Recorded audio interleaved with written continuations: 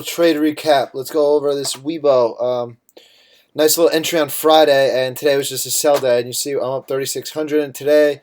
That's just including today's gap up, though. I mean, I was up 1,000 or 1,500 on Friday, so looks like we're looking at 5K. I had 700 shares from 120, 127.50 right now. So let's go into it. So you see, January 12th, I started buying down here on the dip, and we're going to talk about why I like that dip right now. Let's go into this Weibo. All right, so here's the daily chart of this Weibo. Insane uptrend. Been one of the best Chinese names.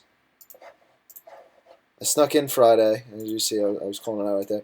So Friday, what did I like about it Friday?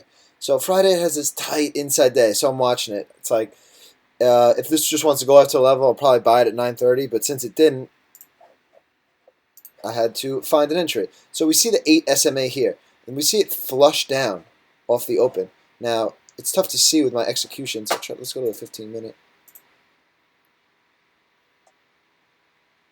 So you can see, off the open down here, it flushes down. You see the blue triangles where I started buying. I bought very lightly. You can see I pieced out of one. I didn't really like it that much.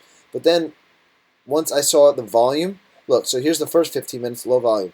Comes in and rips up. This is the next 15 minutes. You never see the next 15 minutes have higher volume than the first 15.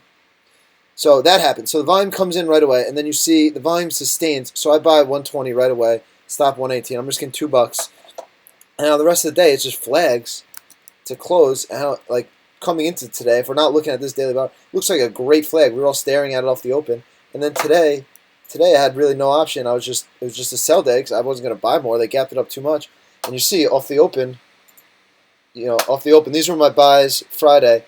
Let's see.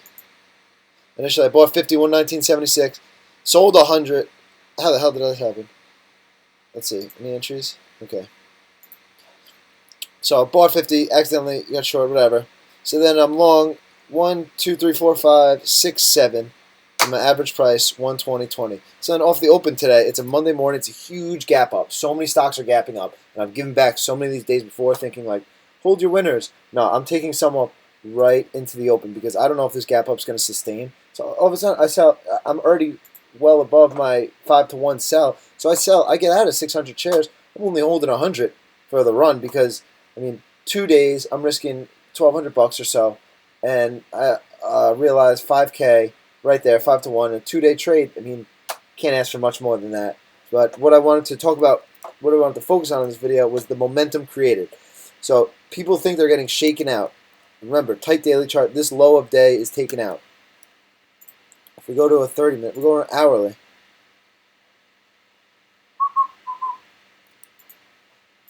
Guess we won't.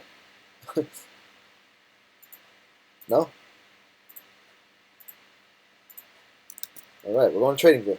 So we go to 30-minute here, and this is the candle I'm talking about right here.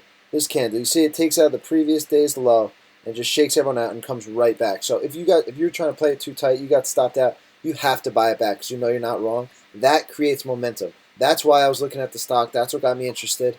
All right? Creating momentum. You got to think psychologically about these things. If I'm long the stock and get shaken out, I want to buy it back. If there's a million people doing the same thing, stock's going to get momentum to the upside. As it's taking out a huge level, I mean, that's textbook. This is awesome. All right? So I just wanted to get that entry video across and why we love shakeouts and how we search for them and how volume is important in that aspect. All right? Good luck. Happy trading.